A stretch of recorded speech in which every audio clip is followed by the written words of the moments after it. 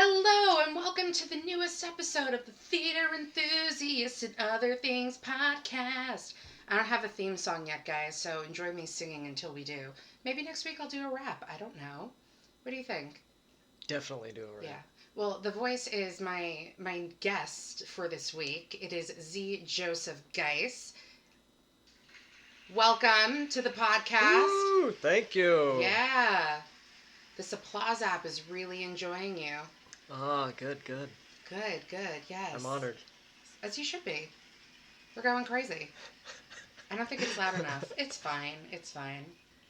So before we get into chatting with Joe, one thing I want to do is talk about Broadway and pop culture news. So some exciting Broadway news happened this week. They announced the cast for the musical of The Devil Wears Prada. I don't know if you heard this, Joe. No, I did not. No, well, you're welcome. Thank you. So clearly in my life, I'm the only one who's up to date on any type of Broadway or pop culture news. So it was announced that Beth Leavel, Tony Award-winning Beth Leavel, will be playing Miranda Priestley. Wow. I know, right? Yeah. That's some good casting. It Every is. single person I know is flipping out about it.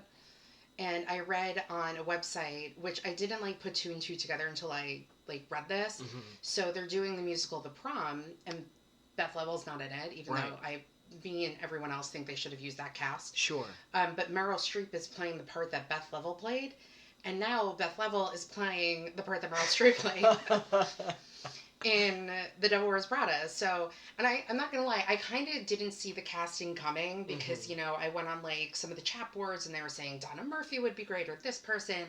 I always said Patti LuPone, but, Patti LuPone has said she doesn't want to do musicals like that anymore where she has 50 costume changes because it's The Devil Wears Prada. I'm sure there's going to be a lot of costume changes. But Beth Leavel, man, she is amazing. And if you listened to the very long podcast last time, I did say one of my top theater going experiences was her and Danny Burstein in The Dress Chaperone. Have you ever seen it? I saw a regional production of it. Isn't it brilliant? Yeah, really. It's a brilliant musical. Yes. Also in exciting news, Matthew Crawley, aka Dan Stevens, is coming back to Broadway in a show you would probably like, Hangman, which is a Martin McDonagh play. Oh my gosh. And then, I can't think of her name off, it's Tracy something. She played Judy Garland in that play a couple of years back. The year that Nina Arianda won the Tony. Yeah. She's going to be in it too. And Mark Abby from Game of Thrones is going to be in it as well. But I know him from my middle school youth of A Knight's Tale. Okay, yes, with Heath Ledger in Knight's Tale. Yeah. Fun fact about that movie, Brian Helgeland, who has an Oscar for writing LA Confidential, wrote and directed A Knight's Tale, and he was saying that in a press conference, they did some sort of set, him and Heath Ledger knocked out one of his front teeth. Oh, wow. So Brian Helgeland now has a fake tooth. Oh, my God. Isn't that fun facts with Theater Enthusiast and Other Things podcast? Yeah. Do you have any fun facts about anything? No, I don't, but I was just thinking what an honor to have your tooth knocked out by Heath Ledger. I know, what a story. I know, right? A post-mortemus Oscar winner later. Yeah. Now with pop culture news. Now, I informed Joe about this because he had no idea what was going on. So yesterday, Justin Timberlake issued an apology for, what happened between him and a co-star because apparently he was, super drunk and he was kind of getting handsy with the co-star. They were holding hands. She touched his thigh. To which my favorite response to this was, so I'm in a group chat with two of my sisters, my mother and my brother-in-law. And my sister sent us his statement via Instagram, to which she wrote in caps, dying, to which my mom responded, schmuck. Oh, wow. But you know what I feel like? I feel like if you're just, super drunk, that's when the truth comes out. Sure. You know what I mean? Or, when you're super angry at something, the truth comes out. So, clearly something is going on if you're gonna, do that with the co-star. Yeah, but was it mutual? She was touching him? I think so. He was touching think, I saw the photos, her hand was on the thigh, they were both holding hands. And, they were, in a public place, on, an outside bar. And you can tell he was also, super drunk. Right. Yeah. But who really knows what happens behind closed doors? Yeah. It's kind of like that story a few years ago of Charlize Theron and Sean Penn at the Oscars after party. Well, they did date. Right. But apparently this was the big unveiling of that where they were But all over each other. The at the difference party. is that Justin Timberlake is married to Jessica Biel and they have a child. I see. Where like Sean Penn Right. and they were both single and Yeah. they were. I think they were even engaged at one point. Were they? Yeah. Hmm. So. Okay. I know. Yeah. You're looking at me like interesting things. Yeah. Oh, I didn't put him in the thing. Well, we are going to play a game later, which I'll get into, where I put a bunch of different celebritons' names, and I did not put Sean Penn in there. Okay. Maybe I should have. Well, that's okay. We got other people. Yeah. It'll Sounds be like you fine. got quite a few options in there. I think so. Anyway, also another exciting thing. So, as we all know, I do love me some Andrew Scott and Hot Priest, and yes, the Hot Priest candle is lit. It is. And I am drinking out of my Hot Priest mug that says Neil. Park Avenue Armory over the summer is doing a production of Hamlet that they did in London, and it's like 3.5 hours. And it was actually there when I was there in London 2 years ago. And it's the production that Andrew Scott did. Oh. I'm curious to know if he's going to come over and do it. I feel like he's not going to, though, because they are doing a TV series of The Talented Mr. Ripley, and he's playing Tom Ripley. Okay. Also, on a side note, last week I did talk about Harry Potter and this actor who was in a movie, and I said the guy's name was Tom Ridley. What's the name of Harry? Now I can't think of Voldemort's real name. I had it and now I can't remember it. It's okay, guys. I know I was mistaken last week. It's fine. All good things. So, I think that concludes our news portion of the podcast. Joe, any news you'd like to put in? Not at the moment. All right, cool. Well, now that that's over, let's have our formal introduction to our guest, Mr. Z. Joseph Guice. Yay! Hey, so, Joe, why don't you tell the folks at home a little bit about yourself? All right. My name's Z. Joseph Guice, as Allison said. I'd just like to say for the record, nobody knows what the Z stands for. I do, but I'm not telling anybody. Yeah. Well, that's okay. People ask me. But do you tell them? Yes. Oh, really? Yeah. Okay, I thought it was a secret. No. Well, I'm not going to spill the tea because it's not my place to say. Anyway, Okay. Continue, Joe. Okay. I call him Joe. So you put me on the spot. Should I say what the Z stands for? No, you don't have to. Okay. Leave a little air of mystery. Okay, will do. If you meet me and ask me, I will tell you.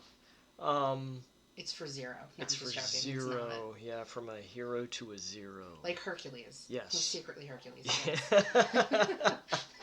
See Joseph Guice. That's Hercules it. in disguise. That's it. Originally from North Carolina. Which is north of South Carolina, that you is guys. correct. That's what they say about it. Yes. It's my really bad joke I tell people at work. So you're probably going to hear a little southern accent, if you haven't already. You know what's interesting? This is a total side note. My best friend Elizabeth, who you met, is from South Carolina. Yeah. And last night we went to dinner with first guest of the podcast, Carrie Bond. And it's a tradition I forced upon them 2 years ago to go to the Russian tea room. Whose father is named James Bond. Whose father is James Bond, the OG. Not to be confused with Daniel Craig.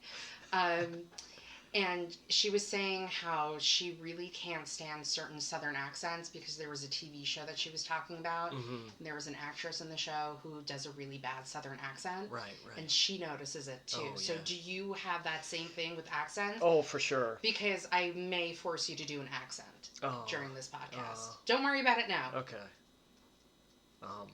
Yeah, for sure. When I saw the movie Cold Mountain, I could tell which That was accents like were the real and which longest one. movie Yes, it was. Yeah. I will say, very well deserved Oscar win for Renee Zellweger. Oh yeah. Yeah. I hear her Judy is phenomenal. Yeah, apparently that's the best part. She's rumored to win. I think it's probably between her, ScarJo, and Charlize Theron for Bombshell. Okay. But the big thing with the Oscars, I think the hardest race is going to be lead actor. It's going to be either Adam Driver or Joaquin Phoenix. Oh, yeah. I feel like it's leaning a little bit more towards Adam Driver. Mm. And guys, don't worry. There will be a podcast where I talk about awards because that is the holy day of the year for me is the Oscars. Excellent. Yeah, me too. I love them. Anyway, getting back to you. So you grew up in North Carolina. I did. So you went to... You went to college for biology. That is correct. Which college did you go to again? I went to Western Carolina for 2 years and did my undergraduate studies there, and then transferred to the University of North Carolina at Wilmington. Okay. Yeah. So you transferred, and then you finished your 2 years there? I did. And you got a degree in biology. And then what did you do after? A whole lot of soul searching, actually. I feel like that's very fitting for you. Yeah, yeah. By the way, Joe and I have known each other. We figured this out. Well, I figured it out the other day because in our times we've hung out, we're always like, how long have we known each other? Right. We've known each other since Lady Day at Emerson's Bar and Grill, That which, is again, correct. was another theater-going experience I will never forget because, Yes. you know, Audra McDonald is Ah, the best Audra. thing to happen in the world of theater. Yes, she is. But yeah, we've known each other for like 5 years now, and throughout our 5-year friendship, we're like, how long have we known each other? Yeah. Like, It feels longer than that. you know, well, that's a testament of good friendship. Yes. It's mostly me forcing him to hang out with me, which is like most of my friendships anyway, so it's fine. So you did a lot of soul searching, Uh-huh. and then what brought you to New York and wanting to go? Because Joe has an acting certificate from the Circle and the Square Theater. So what brought you to there? Okay, so I can remember the night. One night I was sitting in my parents' driveway with my biology degree and, wondering what to do. I was not able to find work in biology. Interesting. And I actually gave it an effort for a little while. Did you when you were in college, were you like interning in biology or anything like that? No, but see, that's what they wanted. When you start, trying to find a job, it's like, well, what kind of experience do you have? Well, I have a degree. Yeah.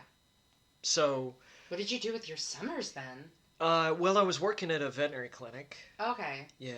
So that's sort of related to biology, right? Science. Yeah. Medical thing. Guys, I have a degree in acting and communications, and I work for a concierge company, and I have this podcast, so clearly science. But funny thing is, before I transferred to Wilmington, when I was at Western Carolina and I was finishing my undergrad, I actually thought about acting for a hot second, and I was talking to my parents one night, and I remember being on the phone with my father and telling him that I might want to switch to a drama major, and he was like, no. And he adamantly put his foot down and he said, you need to do something that you can make a living at. You know, it's interesting. I really struggled with trying to tell my parents that I wanted to pursue a career in acting. And, they were both like, you need a backup. And, they say, oh, I was supportive. And my dad, not getting into the last conversation I had with him, but he will support me if I do end up wanting to do that, which is fantastic. But I always think it's kind of a hard thing for parents because, they want to see their child succeed and they don't want them to be, not saying that the child isn't going to succeed, it's just they want to make sure that they're financially stable, which I totally get. And that's kind of one of the great things about this podcast too, is that, if you do want to pursue this career in theater, there are so many different ways to do that. And, this is also a great introduction to say, hey, you want to pursue theater, but while you're doing that, here are some jobs you can do whilst in the theater. For sure. Or here's opportunities that you can create for yourself as well. And I think that's important, in this medium of theater. And, you're also big into film, which we'll get into as well. So, it took me, you just hit the nail on the head. And it took me years to realize that my dad's sort of reservations were because he loved me and he cared about me and he wanted to see that I was going to be okay after he's gone, and it took me a while to realize that, but we really butted heads for a long time over it. Well, I also think for me it comes with age as well. I mean, I know for me that if I have a child who wants to pursue it, I will be 100% supportive, but I will say, listen, I'm not going to be able to financially support you this whole time. I'm not saying you need to get a job where you're making all the money, but you need to find a way while pursuing this where you can make a living for yourself. That's what you got to do if that's what you want to pursue for your thing. Yeah, man. Yeah. Take a sip of my water. I'm a hot priest dog. So after soul searching, telling your dad this come to me moment. Sure. Okay, so to fast forward back to that. So, he shot me down, so I ended up transferring to Wilmington, getting the biology degree, and so I'm out of college, and I remembered in my driveway that night something that a 11th grade English teacher had told me that sort of kind of opened me up to maybe there's something to it. I was in class in 11th grade. I had to perform a scene from Stephen Crane's Red Badge of Courage, And I was always a very shy kid. I didn't speak up much. I just kind of kept to myself, and I still do in a lot of ways. But I don't see that, but maybe because I know you so well. well, I'm more open now than I used to be. And quite frankly, I'm an open book. Yeah. I'm insane, guys. But that's why people love me. Well, Joe likes me because I don't take BS from people. No, she doesn't. One of my favorite things you've ever said to me was, you know what I like about you? You don't take bullshit from people. No, you don't. And he's like, do your friends try and pull bullshit with you? I was like, no, because they know they can't get away with it. They can't. They can't. No. I call people out all the time. Only the people I'm friends with. I like to think I am a lady sometimes. Yeah. That's what I like about you, though. You're blunt. You tell it like it is. Sometimes it gets me in trouble, but it's fine. It's fine. I'm fully aware that I can sometimes be an asshole. But an endearing and charming one at the same time. I'm mostly an asshole when I start talking about labels. Like, oh, look at my, Givenchy lipstick that I purchased. Yeah. Look at these diamonds I'm wearing. Right. I'm not in any diamonds right now, and I'm literally in Old Navy and Disney right now. That is my wardrobe. Nice. Yeah. Isn't it cute? It's from Disney. Flannel. Yeah. Look at It's that. Anyway, getting sidetracked like we always do on this podcast. So I'm going to try and because our last podcast was an hour and 40 minutes. You're welcome, you guys. So we're going to try and keep this one short. So when did you move to New York? What made you decide to move to New York? Okay, so I had realized when this teacher saw this thing in me after I did this scene, and she was like, maybe you should be an actor, and it hadn't even crossed my mind. And so that night in the driveway, I was like, you know what? If she saw something in me, maybe I should pursue this. And I started auditioning, and I started, eventually started booking roles. And then I did a play with a lady whose daughter had got accepted into Circle in the Square Theater School. And, I was talking to her one night, and she was like, maybe you should audition for Circle. My daughter got in, and she knew that I wanted to pursue my training. So I auditioned, and that's what brought me to New York. So while you were auditioning down in North Carolina and you were acting and all these things, were they paid acting jobs, or were they just kind of like... community theater stuff. So what were you doing for work while you were doing those shows? The veterinary technician. Okay. Yeah, so I was working at the veterinary clinic. Got it. Yeah. So you're in New York now, and Circle in the Square, I believe, is a 2-year? It is. They do offer a summer program, but it's I did the 2-year. Yeah. So I know, because last podcast, Carrie and I, my friend, we both went to Pace University. Yes. And Pace prides himself on being able to audition outside of the program whilst you're in school. And they pride themselves on that. Sure. Now, is Circle in the Square similar to that, or is it just like you can't audition until this is over? No, we had students that were auditioning while they were going to school. Yeah, for sure. I know that Thomas Sadowski went to Circle, and he's now out there acting. And he was actually supposed to come to Broadway in Grand Horizons. He did it in Wilmington, but now he's not doing it. Okay. Well, he got a TV show. Yeah. He's fine. He got a TV show, and he's married to Amanda Seyfried. So he's doing okay. Things worked out. Yeah. Although I will say he has a Tony nomination for Reasons to Be Pretty, which he's incredible in. And then he was in Other Desert Cities. I saw that. Yeah, he was incredible in that too. Yeah. I remember sitting front row, and I didn't realize it was front row until I got there. And I just remember, the opening of the second act, Judith Light is sleeping on an ottoman, right in front of my face. Yes, Judith Light. She's incredible. She is, and a sweet person too. Yeah. I just remember doing merch at Lombardi, and she comes out when my merch booth is closed with these bags. She's like, "Oh, you're closed?" I'm like, "Oh no, I can reopen if you need." She's like, "Oh no, it's fine, don't worry." And that was my only interaction with Judith Light. And then there was another time her assistant or dresser came to my booth to buy the script, and I'm like, she's like, "Judith wants to buy a script." I was like, "Really?" She goes, "I know." Yeah. So after you graduate Circle in the Square, well, why don't you talk about the Circle in the Square program? So it's a 2-year... It's a 2-year program, yes. They have a musical track or just a drama, just an acting track. I did the acting track. So question for you. So sometimes at Circle in the Square, there are actual Broadway productions happening. Mm-hmm. So if that's the case when you're there, I know there's classrooms and everything underneath. Do you ever go on the stage and do anything? Or... Yeah, we would have classes on stage sometimes. Usually when a show wasn't in the space. And you do get to do your final production at the end of the 2 years.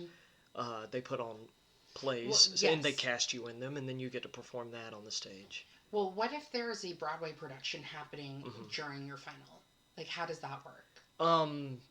They just take off the props that are like the important pieces. Yes. How did that work for Once on This Island?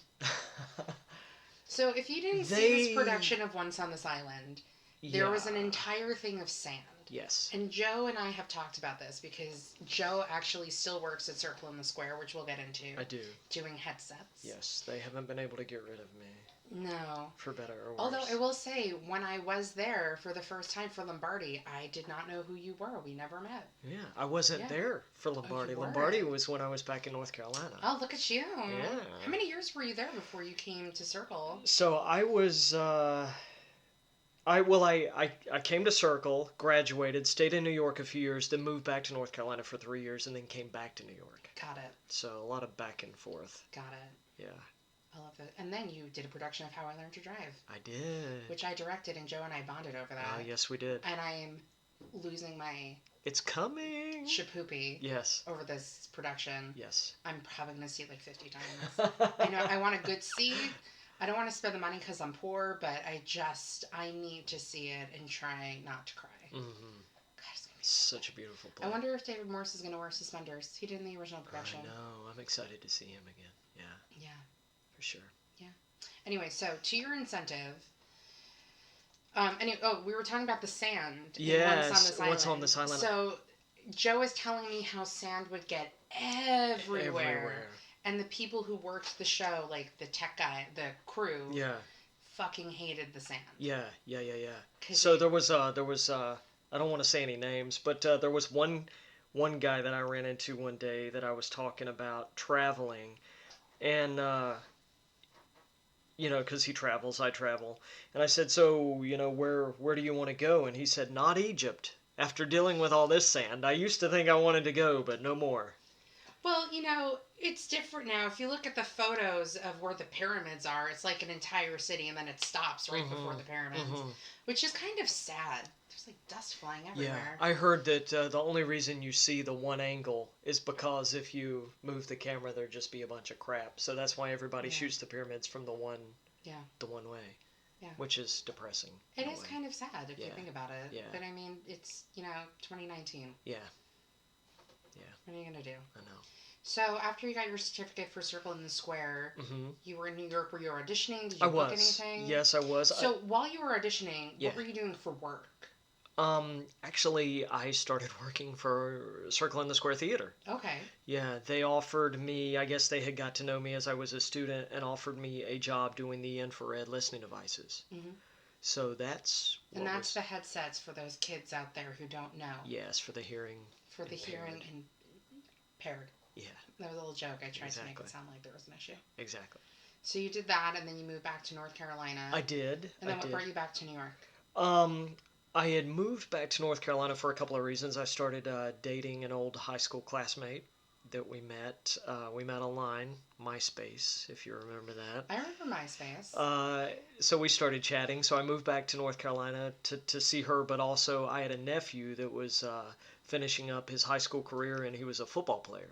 So I wanted to sort of be around to see, him play that football. Yes, and all that, and just be with family. So it was cool. But then the relationship sort of dissolved, and it's funny. I actually came back to New York after those 3 years, just with the intention of just visiting for a couple of weeks. And while I was here on that trip, I auditioned for something, and I booked it. So I was like, if that's not a sign, I don't know what is. So what was it? It was The Tragedy of Tupac Shakur. Oh, Jesus or Christ, man. Who Shot Me was the name of the play. What the fuck did you play in that? Were you the bullet? I was like 4 or 5 different characters, which was awesome. So, as an actor, Did you see that Tupac musical that lasted for 5 seconds? No, I didn't. With Christopher Jackson, I think, was in that. I missed that. I worked next to it, Mm-hmm. and I'm not upset that I missed it because it would be something. And I'm sure, like, everybody who worked on it worked their asses off. Yeah. But, like, I feel like sometimes there's musicals that you just know aren't going to work, or Yeah. when you think they're not going to work, they end up working, Mm-hmm. or musicals you think are going to work, they don't. Mm-hmm.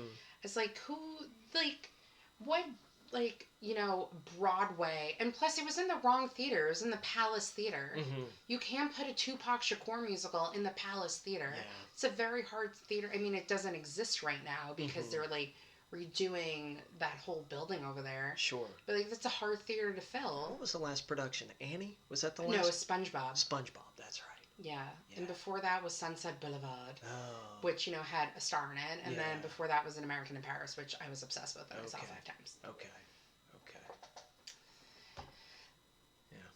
Yeah, exciting stuff. So, you're at Circle and Square now working, Mm-hmm.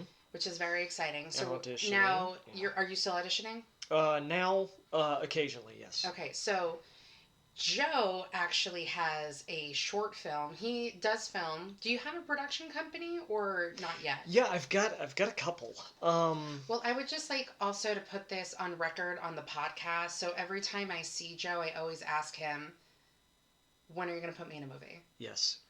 To which he goes, "I don't know. What do you have an idea for?"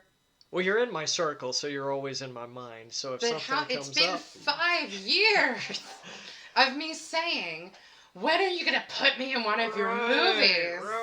Right. When is it going to happen?" Soon. Lies. Lies. But I will say you do have a movie on Amazon that I did watch, and it's only 20 minutes. What is it called again? The Things We Don't Know. The Things We Don't Know. Mhm. You were very good in that, by the Oh, way. thank you so much. If I didn't think that, I wouldn't tell you. Thank you so much. You're welcome. That's me being blunt again. But you do have this movie, Boy Hero, that's doing really well. Yes. You want to tell the kids at home about it? Sure. So The Boy Hero, it's a short film about 21 minutes long. It's about a boy, it's about 9 years old, He's a hero. I'm that sorry. meets an elderly man as they're going through chemotherapy, and they bond over an art project. It's been winning a couple of awards, right? Yeah, we've won a few. Such as? Totally. It's funny. You just never know what's going to resonate with people, and we've been very fortunate with this one. Jeffrey Benson, who plays the boy hero, has won several Best Acting awards. So when he wins an Oscar, do you think he'll thank you in his acceptance speech? Oh, I don't know. I hope so. Thanks to Z. Joseph Guice for giving me a career. No, he's phenomenal, and he's a sweet kid, and How old is he? his parents are amazing. I believe he is 11 now. So you produced the movie? I did. Okay. Yeah. And there's other movies. So The Things We Have Lost, did you... The Things We Don't Know. Excuse me, Yeah. The Things We Don't Know. Yeah. I think The Things We've Lost is a play. Anyway, it doesn't matter. Did you I know you starred in it. Did you write, produce? No. But see, that's the same guys that I did The Boy Hero with. So it's kind of like, from my past relationship with them in projects that I had acted. I met them acting, and then I started making my own films after I did those projects, and they saw that. Which I'm not in. And they saw that I was active, behind the camera and making my own content. And so they reached out to me when they got ready to do The Boy Hero, Kyle B. Thompson. And he said, "Hey, I see you're pretty active behind the scenes. Would you want to come on board and produce our next film?" And I jumped at the chance because I love film, and anything that I can do to, to make myself better, to grow, to learn, I'm all about it. Yeah. So. And you have your own production company? I do. Because you're in Florida a lot doing stuff. Yes. So Burning Goat Productions, and then I have, that's with a... Is your logo a goat on fire? No. That would be... No, maybe it should be. Well, it is called Burning Goat. But then, maybe the goat cheese. people would come down on us. Yeah, PETA. Yeah. But, we actually took the production company name from a line of dialogue we wrote in a script. Interesting. Somebody was screaming like a burning goat, and they were like, "Oh my God, that's got to be the name of our production company." Burning Goat. If I ever start a production company, I'm going to call it Remedy Productions. Ah. Because I feel like to do, like, going to the movies is kind of like a remedy for, like, escapism. Mm-hmm. So, and I came up with that logo, I came up with that idea in high school because I took a graphic design class and we had to, like, create a logo. Mm-hmm. So I was like, oh, I'm going to, if I ever do it, it's going to be called Remedy Productions. Yeah. And two of my logos were, like, the thing coming out of, like, a magic lamp, like the smoke, and it says Remedy Productions, or it's going to be, like, a tropical island. Ooh, I know. I like that. Don't steal my ideas. Yeah. No, but I mean for you. This is on a podcast. Yeah. It's recorded. It's happening. So, all right. You're into film, so would you like to tell the kids what exciting thing you're working on right now? Okay, right now. Hopefully you know what I'm actually talking about. No, what are you working on right now? Could it be a possible judgment of something? Are you allowed to talk about that? Wait, what? A film festival that you're judging?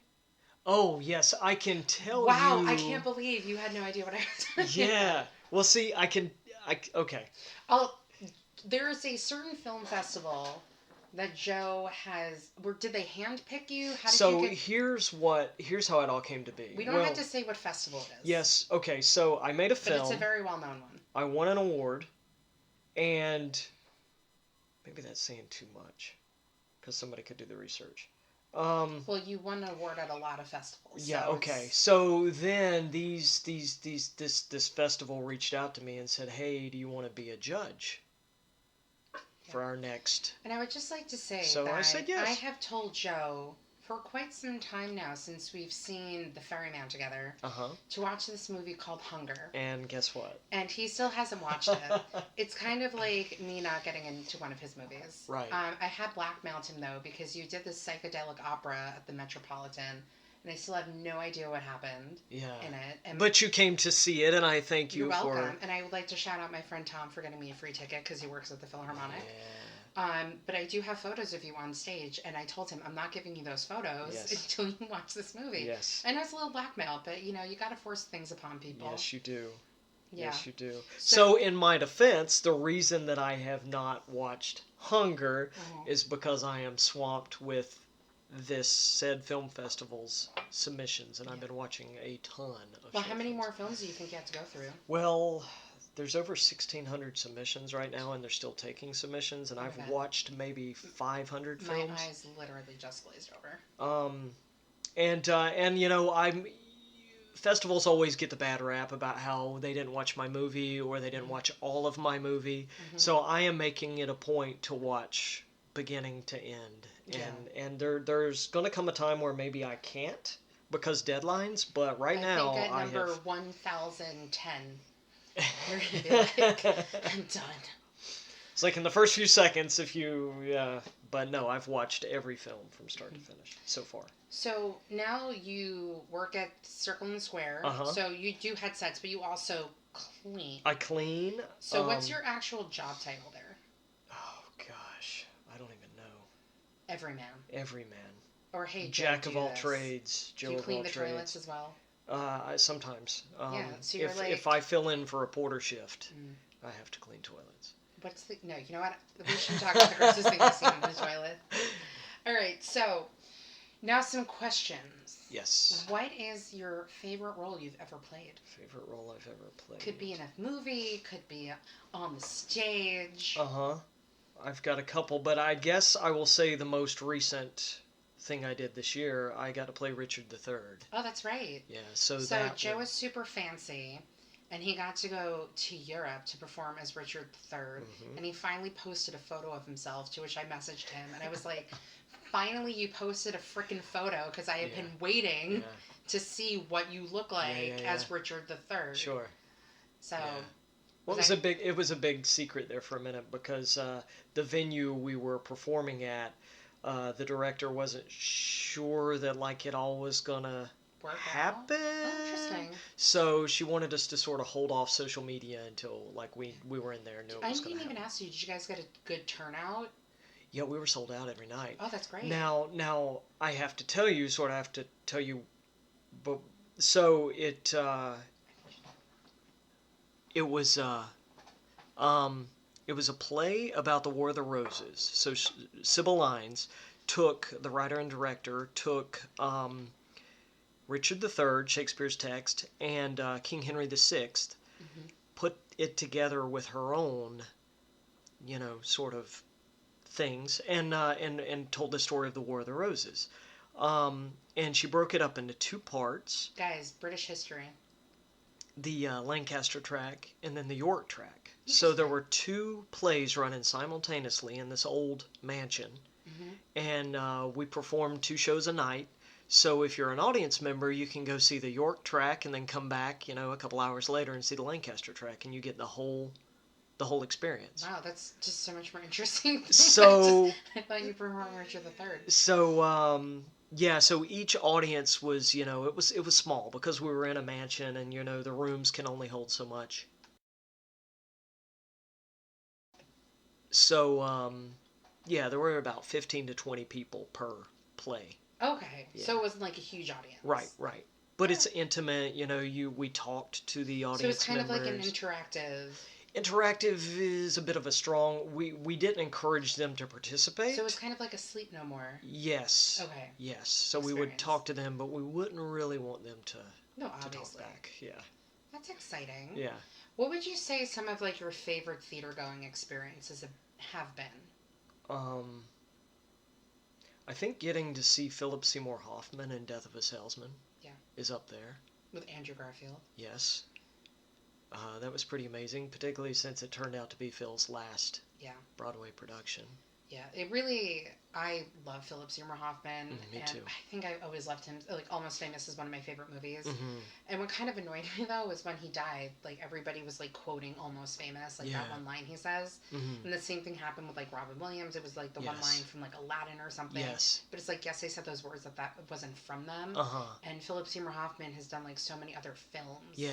Where you can get something from. Yeah, for sure. I don't know. But I do remember doing merch at, like, 2 different shows and him just, like, looking at the merchandise. And that being, like, pretty cool. And being like, oh, holy shit, that's, like, Philip Seymour Hoffman. Was the first thing where you took note of him, was it Almost Famous? I think so. Okay. Yeah. Mine was Boogie Nights. Yeah, I've never seen Boogie Nights. Oh, my God, you should. Well, why don't you watch Hunger and then I'll watch Boogie Nights? Okay, that's the deal. Snap. Bitch. So, Philip Seymour Hoffman. Yes. What else? I really enjoyed The Lion King, actually. Listen. Yeah. Live your life, man. If you think that's one of your best experiences in a theater. Well, I will tell you this. It's the first time that I ever, Was that your first Broadway show? No. But, I went somewhere and I came back. Like the opening sequence where all the animals come out and the sun is up on the stage. I always tell people at work for $20 I can sing the opening line of The Lion King for them. Yeah. So it's just fun to say. It's like, man, I would love to play Rafiki. What a fun role. Oh, I know. Yeah. I can totally see me doing it.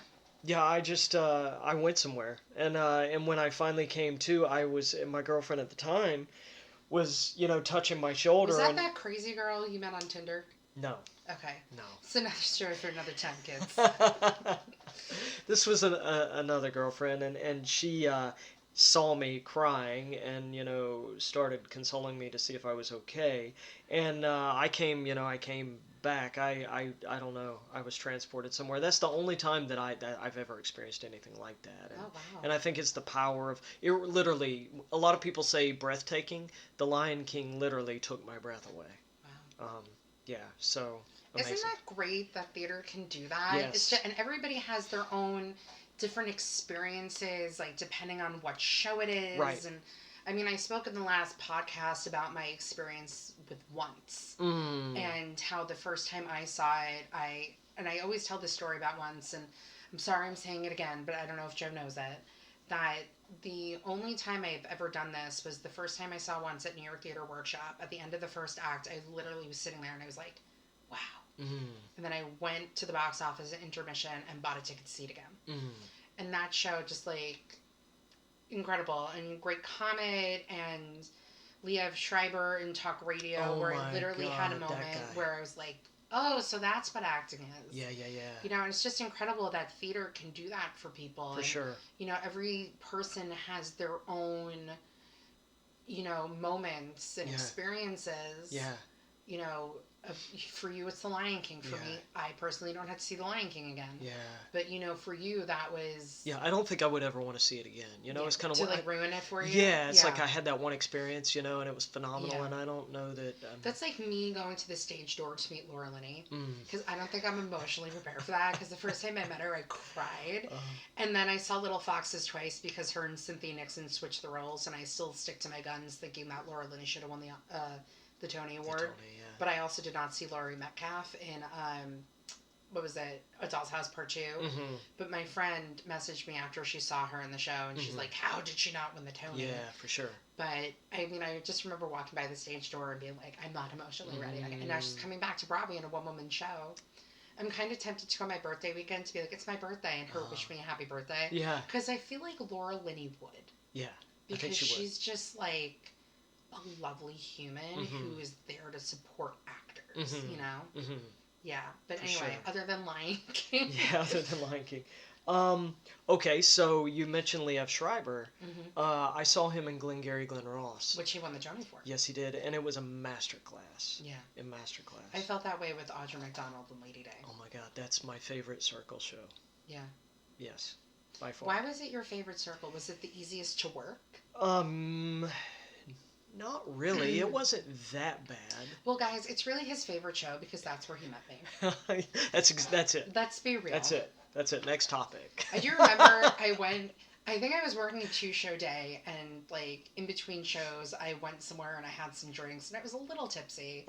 And Joe was very excited over the fact that I was a little drunk. Yeah. And he's like, "I want to go out with you and see you drunk." That's right. And we have since. Yes. We still haven't done our glass house this year. No, we haven't. But it's okay. We've hung out more than that because Joe and I would only hang out once a year now. This is a banner but year for us. But this year we've hung out multiple times. We have. We've seen a couple of shows together. Yep. Because when Hugh Jackman was doing The River, I said to Joe, "Get me a ticket." And he's like, "Get me a ticket to something." And I said, "Fine." And he wanted to see Hedwig, to which I said, "I am not standing outside to get you a fucking standing room ticket." No. So I took him to see Rocky. And then we did that again this year. We did. You got me a ticket for Oklahoma. And I got us tickets to see Frankie and Johnny in the Claire de Lune, which is the mug that I gave him and he has yet to drink out of. No, I drank out of it once. Oh, you did? Yes, only once. It's fine. But I have the Starbucks tea over here. It's okay. I'm still drinking out of my Hot Priest mug, guys. Yeah. Never change. Hashtag Andrew Scott. Anyway. But I will tell one story about Audra McDonald. Is this going to ruin Audra McDonald for me? It better No, not at all. It'll probably make you like her more. So one night I was working, I was doing the bar, and the way they had it set up is they had tables and chairs on stage. Yes, I remember that vividly. And you paid a pretty penny for those seats. And one night I got to work the tables, and so right before the show we got a cue from I believe the was it the piano player? From someone. From somebody. And so we knew we needed to clear and get off stage. And there was only one way on and off was through the vom, I believe. And so we had to sort of duck in the vom and hug the wall. For those who don't know what a vom is, would you like to explain that? Yeah, it's a passage that sort of goes under the... under the stage, under the stage. Yes, yes, exactly. And the vom, for once on this island, was filled with water. Yes, it was. It was a pool. Yes, it was. Which I found out they drained every performance. Yeah. Because that would have been really gross if they didn't. Yeah, exactly. And the vom now is where people come out for Oklahoma. Yes. So we hug the wall, and then Audra makes her entrance from there. And so she walked, there's about 3 steps there, and we're hugging the wall, and she comes between us. It was just me and this other guy doing the bar. And so he's on one side of the wall, I'm on the other, and Audra passes between us. And as she comes in between us and she's standing there behind the curtain, she already has a martini glass in her hand, and she's standing up straight, but then all of a sudden, she sort of shrugs over, and she completely takes on that energy of Billy. And then the lights come up, she goes through the curtain. It was phenomenal. It's one of the most... And then she gives her record-breaking 6th Tony Award win performance. Yes. She's the most Tony-winning person ever. Right. The actor. Right. or actress. She now has a Tony Award in every acting category. Mm-hmm. You know, it's interesting too, because with Lady Day, a lot of people were arguing whether or not it was a play or if it was a musical, Mm-hmm. because she sings. Mm-hmm. And I actually fought two people I used to work with, and it was like, it's a play with music. It's not a musical. Exactly. You know, if it was a musical, they would say it's a musical. It's not. Exactly. And Lonnie Price directed that, right? Yeah, I believe. Yeah. Lonnie Price is also in Muppets Take Manhattan. That's how I know him. Mm. He's the one who is very excited about Kerbin's musical that he wants to produce on Broadway. That's how I know who Lonnie Price is, guys. So, all right, you're into film. So, what are your top films of all time? I mean, I didn't rattle this off last time because we were mostly talking theater. For me, my top are Shakespeare in Love and Bend It Like Beckham. Don't judge me, guys. I love that movie. Call Me By Your Name, which we've discovered I'm obsessed with. Marie Antoinette, Almost Famous, and Education is really great. There's this movie that Alan Ball, who created, you would actually really like this movie. I think it's based on a book. He created, oh my god, True Blood. Okay. It's a movie called Towelhead. Okay. And I've heard of this. Yes, I've heard of this film. It's a really good movie.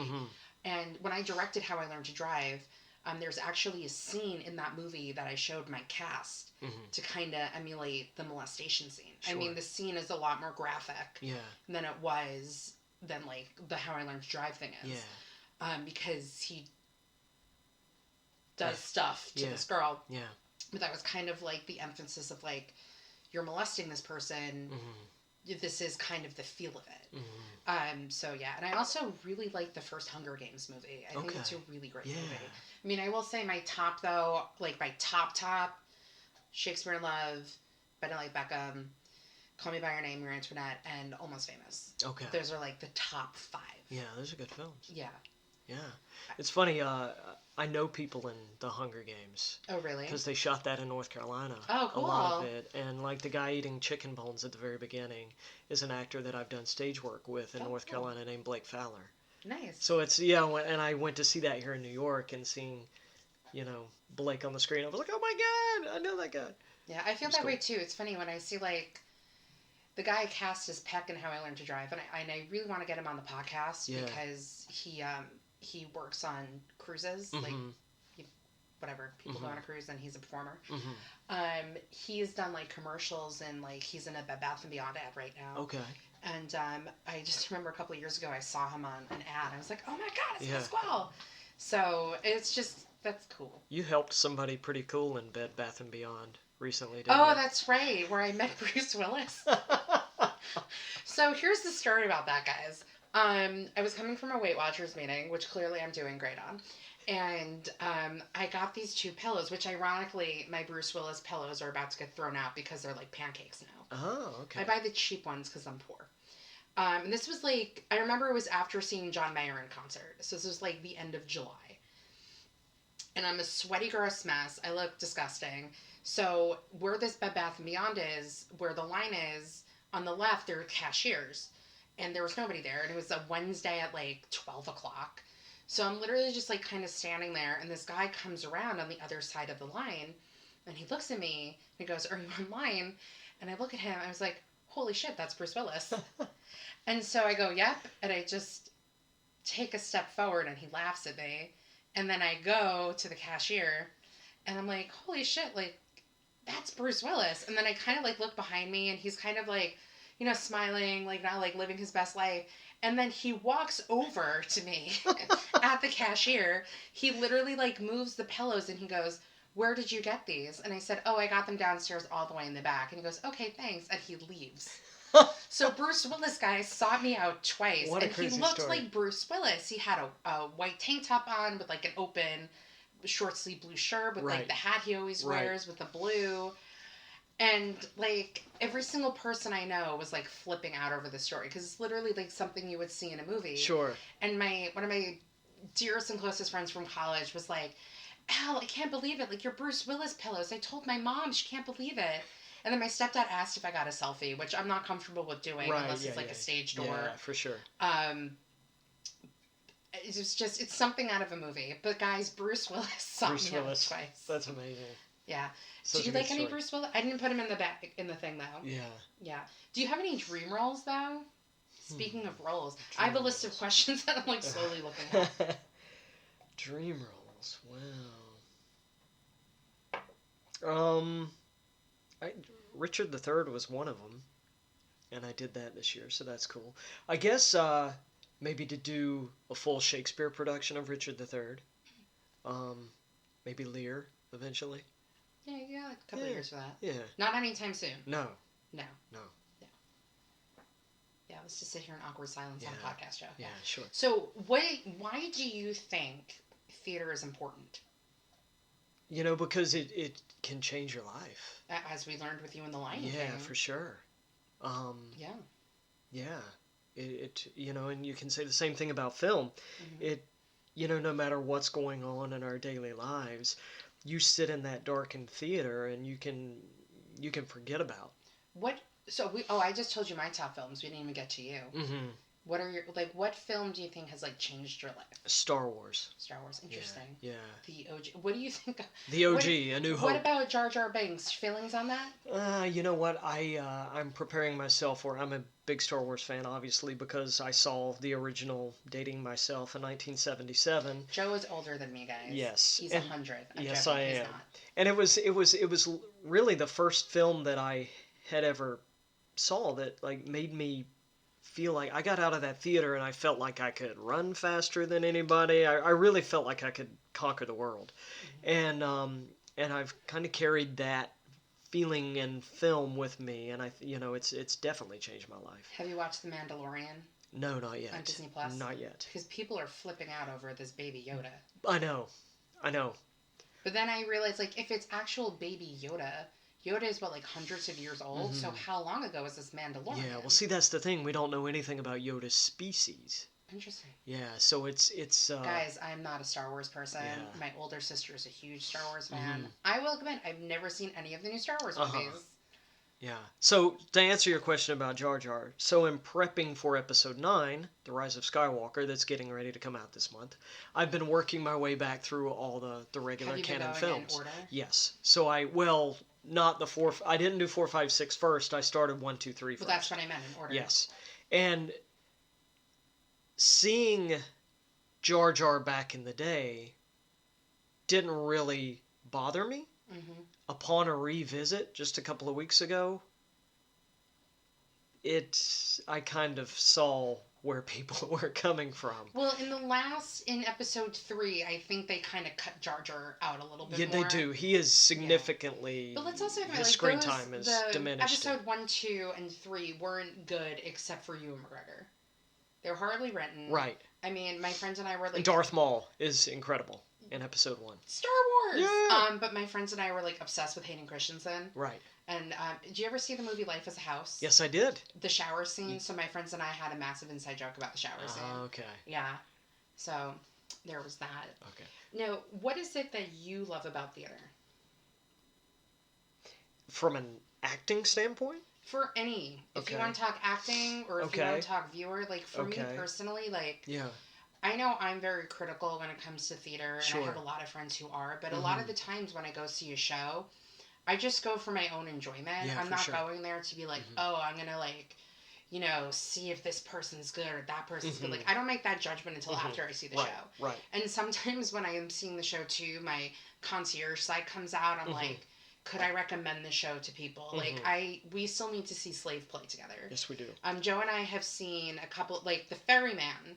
I can't believe you haven't spoken about that. The Ferry, yes. Because Joe and I saw that show together, and we lost our fucking minds. Yeah. We lost our minds. And that makes me think of another great play, August Osage County. Oh my God, which I incredible. think you could put in that same... Yeah, incredible. Yes. That's the one that I think Tracy Letts won his Pulitzer for. Oh, yeah, I believe you're right. I mean, and then they did the movie. It was funny because I remember seeing the movie with a friend of mine, and I love an audience reaction because... I mean, I've seen Harry Potter 3 times, but I know what happens, so I love hearing audiences' reactions to things. Sure. And that was in the movie theater, hearing the reaction to what happens in the movie because I saw the play. And it was so good. Yeah. Sorry, but continue. Yeah. But Okay, so from a acting standpoint, I think theater. A lot of people say in acting you can't lie on film because the camera like sees the truth. I think it's. I think that's. I think you can't lie in theater. Yeah. Because you are on stage, you are completely vulnerable, you are open, everybody can see everything. Yeah. I will say in college, though, I did a comedy show. I did a play called The Food Chain. Mm-hmm. And the director was like, don't play the jokes, guys. Mm-hmm. Don't play the jokes. I played the jokes and I got away with it. So, Hmm. I'm not good. Clearly. Yeah. Notice the sarcasm? I did. No, thank I did. you. Thanks. I just got water all over myself. Yeah, so vulnerable. Yes. I think it's kind of for both, though. I mean, I haven't really done any on film acting. I've done mostly theater stuff. I mean, you've done both. Yeah, the money shots are definitely the close-ups, for sure. But you have to be in it to win it in those.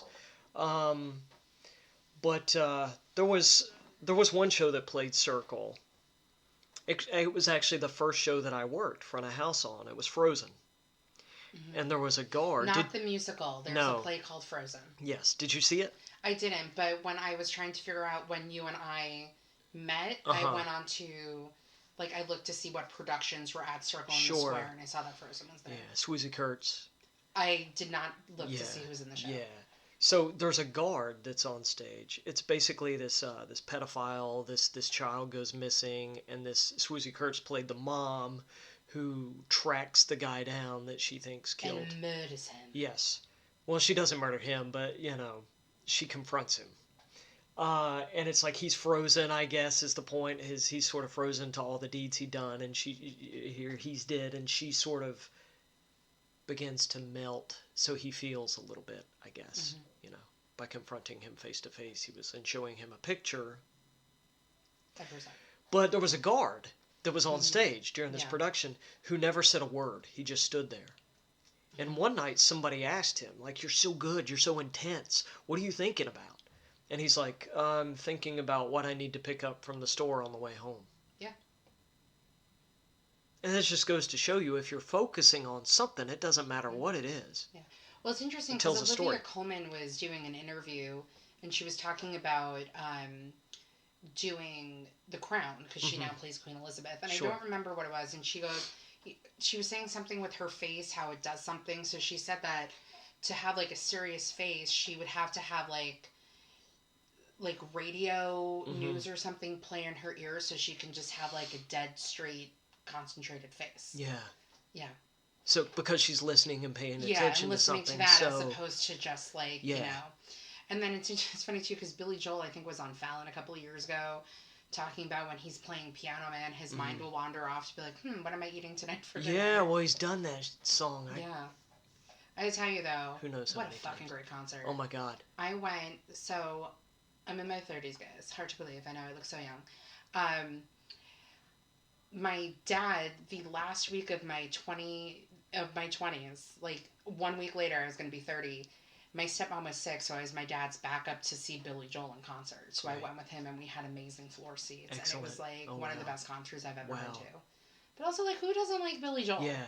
Let me ask you, because when I saw him and he did Piano Man, the audience drowned him out singing. Did that happen for you? I'm sure it did. I just remember there were like this couple like a few rows in front of me, and you know, sometimes when you go to concerts, people are so into it. Yeah. And they're living their best lives. Yeah, but sure. because of that, it's distracting to everybody else. Mm-hmm. You can kind of tell that they were ruining it for a lot of people. Mm-hmm. So I got yelled at by some guy like a few rows behind me to sit down. But I couldn't because the people were in front of me and I couldn't see the stage. That's so funny. I was just hanging out with somebody last night who said that she got in a fight at a Cher concert the other night because they were dancing and the people behind them wanted them to sit down. Yeah. Yeah. It's just, you know, I mean, you have to be considerate, but at the same time, like, it's kind of hard with it. When I saw John Mayer, the second night, there were these two people next to me who were scream singing, and, like, everyone around them told them to shut the up. And there was a guy who was, like, a person away from me who, like, was telling me, he's like, if he didn't like be quiet, like I would have kicked his ass. Mm-hmm. Like for sure. And it's like this is, and then he ended up leaving because he was so drunk the girlfriend made him leave. Oh wow. But it's obnoxious because we're all like, dude, you need to stop screaming, and he's screaming in my ear, and I spent a lot of money on my ticket, and I didn't pay to hear this guy scream sing. Yeah, I tickets came aren't to cheap. hear John Mayer sing. Mm-hmm. So That show was at the Garden? yeah, that was second night Oh wow. at the Garden. All right, Joe. Yes. It's time to play the game. Woo! What was that in? Nice. So I have my Halloween bucket. So we are going to put 10 seconds on the clock each round. Cool. And then you're going to pick a name, and you have 10 seconds only to say, what were they in? So let me get my stopper ready. So, all right. Making the noise. Pick a name. Pick a name. Pick a name, any name. Who is it? Andrew Garfield. And go. Death of a Salesman. Well, movies. Movies. All right, fine. You said Death of a Salesman. 4 seconds. The Spider-Man. That's it. You know what? Let's do that again because, quite frankly, I didn't say this very well. So we're going to pick a different person. Okay. That was me, guys. Well, I was hoping it would just be movies, but That's so just film. Just film. And who do we have? We have Laura Linney. And go. This is your favorite person. What's the one with Mark Ruffalo? Well, you only have 6 seconds. 3, 2, 1. You failed. Fuck. Truman Show. Yes. Park on Hudson. Yes. Nocturnal Animals. What's the one? Can you ever forgive me? What's the one? I know what you're talking about, but I can't think Mark of it right Ruffalo. now. It's his. She was in The Savages. I think she got. Yes, with Philip Seymour Hoffman. Yeah, she got an Oscar nomination for that. It's okay. We'll do another one. Isn't this fun? This is fun, but it's like the pressure. Just should we Amy Adams in there? All right. Blah, blah, blah, blah. Pick a name. Who's it gonna be? It's gonna be Joaquin Phoenix, the Joker. Joker. Oh, you have to do 5. The Yards? Was he in that? I don't know. 5. 5 in 10 seconds. That's impossible. Clearly. My brain doesn't work that fast. Okay, well, let's try. Let's try for as many as you can get now, because clearly this game is not going well. Yes. No. Okay. Reset. Did you play this last time? No, last time was Cast Me or Cast It, which I'm trying to do different games for each people. Right. Because, if I say, hey, cast Shoshana Bean, you don't know who that is. Yeah. Exactly. So, I know who my guests are, guys. I'm very good at this. Okay, let's do one more for fun. For fun. All right, who do we got? Tom Hanks. Go. A Beautiful Day in the Neighborhood. Castaway. Forrest Gump. Big. I think that's 4 or 5. That's 4. Yeah. One more. Well, we're past 10 seconds, but I stopped you. Okay. Name one more. What's the one where he's Captain Phillips? We could have also gone with Philadelphia, Toy Story 1, 2, 3, 4. Yes, for sure.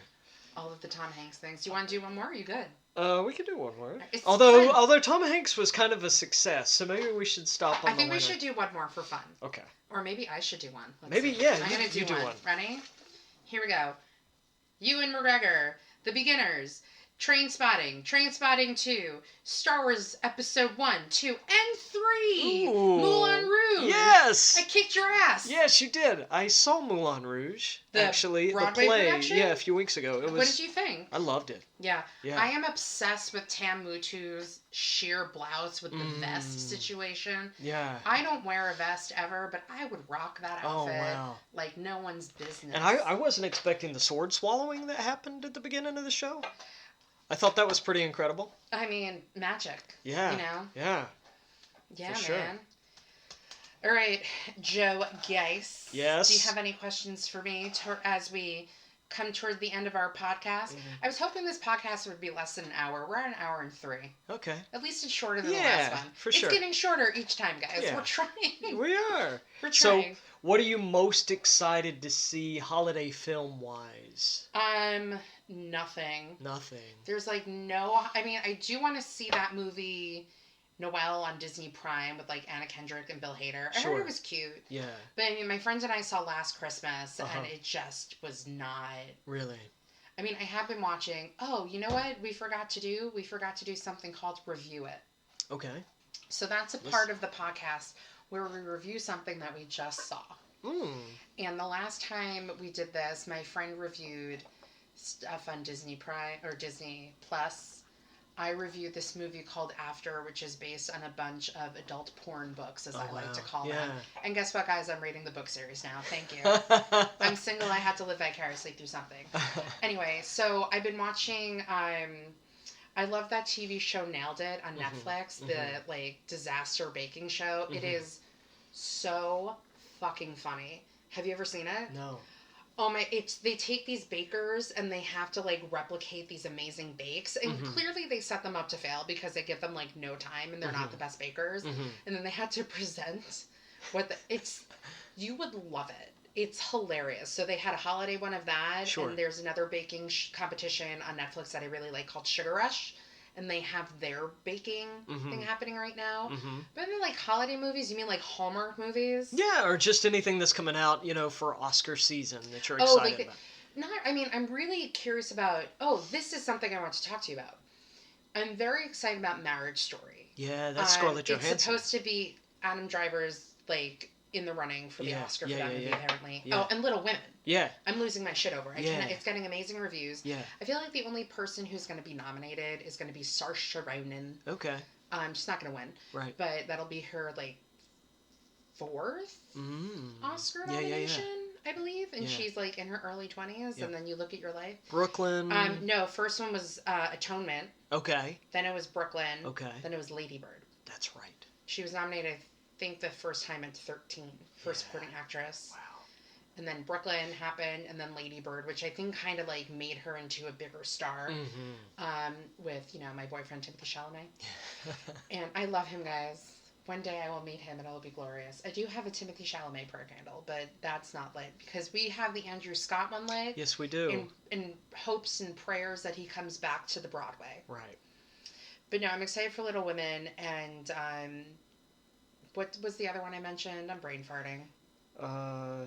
Marriage Story. Yeah, so here's what I want. So I love the Paris movie theater, and I am Netflix bought every single person I was so excited to hear that. Here's my only thing about that.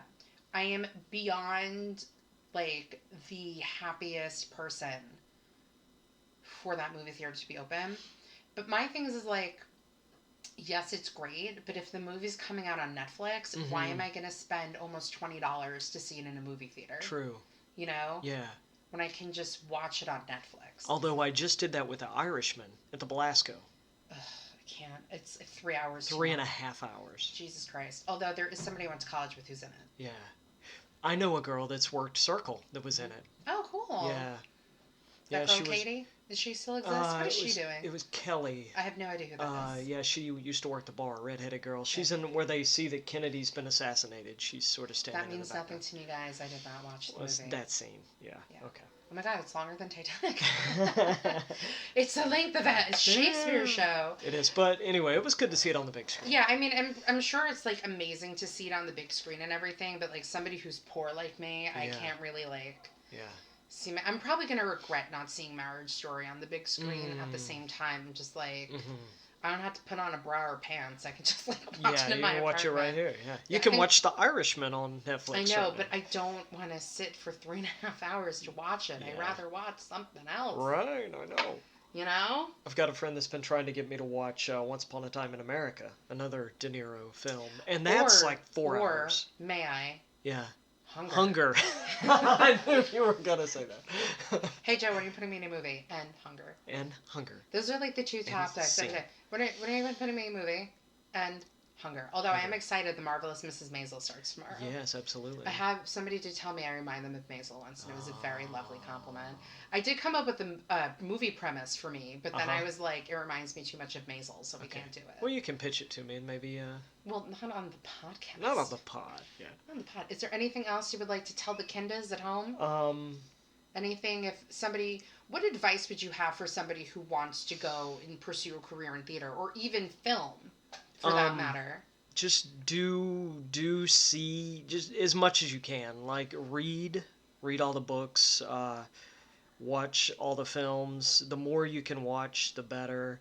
You learn. You don't even realize it, but you pick stuff up. Take classes, do plays, audition. I think you can't say enough about auditioning, even if you're not getting the roles. Just walking into the room Yeah.